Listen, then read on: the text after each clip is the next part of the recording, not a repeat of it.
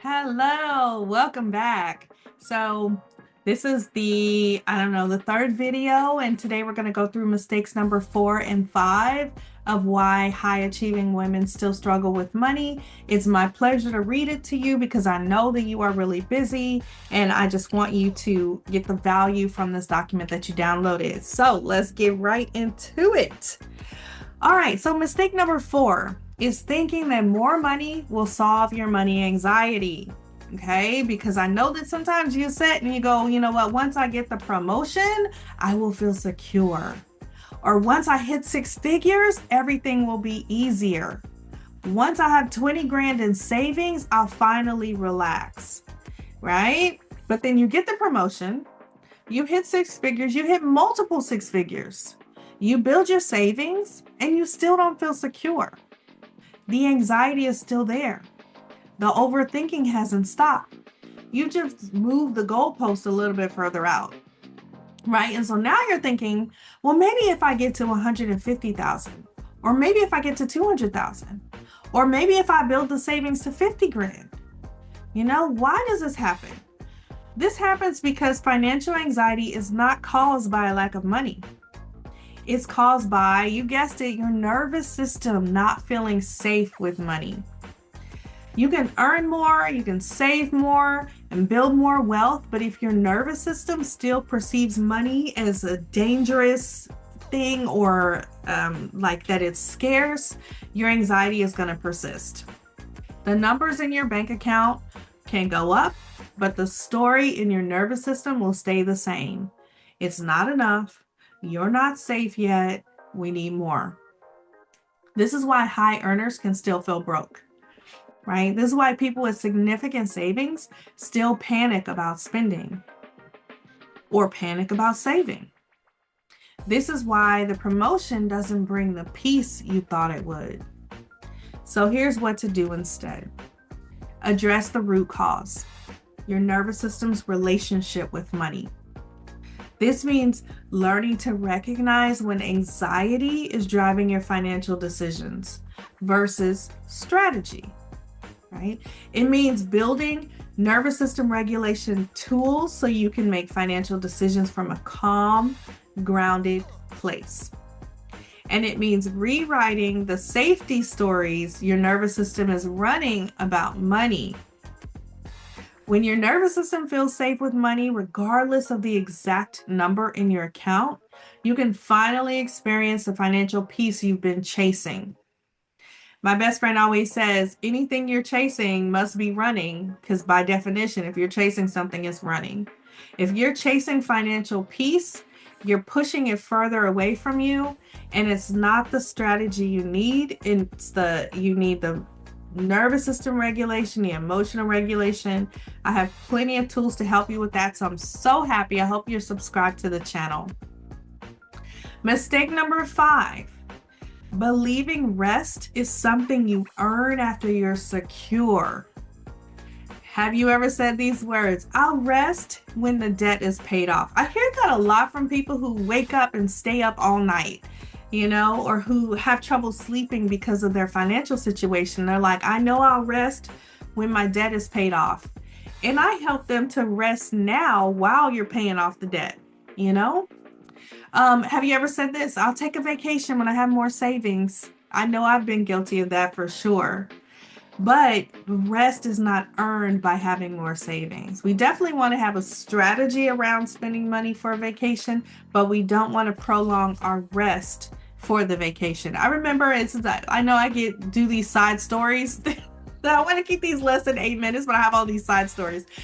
So I remember when I was working in medicine, I wouldn't take a break. I wouldn't rest like regularly like I do now. I would save it up for when I would take a vacation or have a long weekend or something like that. And I'd be so exhausted that I couldn't really enjoy the break for the first few days of it. And finally, my nervous system would calm down because I was in this high stress mode. And by that time, it was time to go back to work. So I had to rev it back up, So it's incredible how we high achievers, we want to earn our rest. How about this one? Have you ever said, I'll slow down when I feel more financially stable?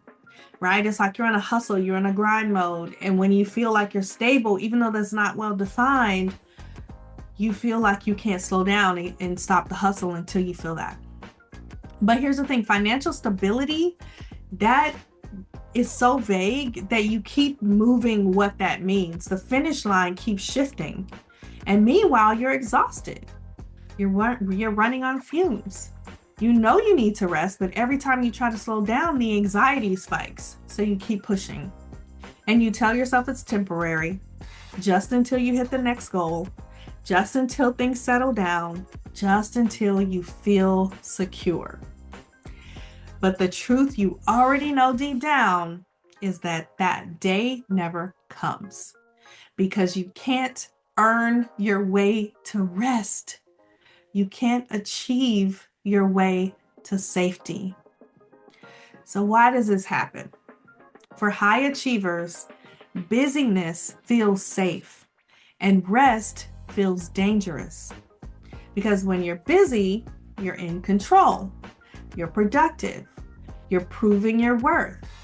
You're moving toward the goal. But when you rest, your nervous system interprets it as if you stop, you fall behind. If you slow down, someone will pass you. If you're not constantly producing, you're not valuable.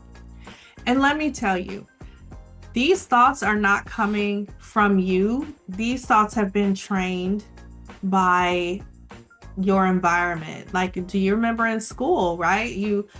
If you were trying to be at the head of the class, you couldn't just stop or slow down because, there was somebody gunning for your position, right? Gunning to be number one. And a lot of times we're not even competing with other people. We're competing with ourselves. So that competition is always present, right? And then in corporate America, if you're not constantly producing, you're not valuable. That's a real thing. That's not your imagination. That's a real thought. That's a real reality that you have to balance with your own need for rest. And if you're an entrepreneur, it's the same thing, especially if you've been told that you have to be present and online and consistent with your social media and all the millions of things that you have to do, your networking and everything, right? It's a lot of stuff to keep up with. So it's not your imagination. The busyness is really there. Okay, back to the document. I got to remember to read this thing. So rest triggers anxiety, which makes you feel like you need to get back to work, which perpetuates the cycle. So here's the financial connection. When you're chronically dysregulated from lack of rest, your financial decision-making suffers. All of your decision-making suffers, but we're here to talk about the money. So your financial decision-making suffers. You overspend as a coping mechanism. You avoid financial planning because you don't have the mental bandwidth. You can't even think strategically because you're running on survival mode. So what to do instead? Recognize that rest isn't the reward for financial security. Rest is the foundation that makes financial security possible. I'm going to say that again for the people in the back. Recognize that rest is not the reward for financial security. Rest is the foundation that makes financial security possible. When you're rested and regulated, you make better financial decisions. You have the clarity to build a real strategy. And you have the emotional capacity to look at your numbers without spiraling. And you have the energy to follow through on your plans. You don't have to choose between financial security and your well-being. You can have both. But it requires doing things differently than the achievement formula taught you. Now, if you've been watching this video and you feel like it really resonates for you, please click like down below, and I want you to leave a comment. Tell me which part feels like it is resonating for you. Tell me which part feels like it's helping you the most, because I really want you to take something away from this document that you can use today. Okay.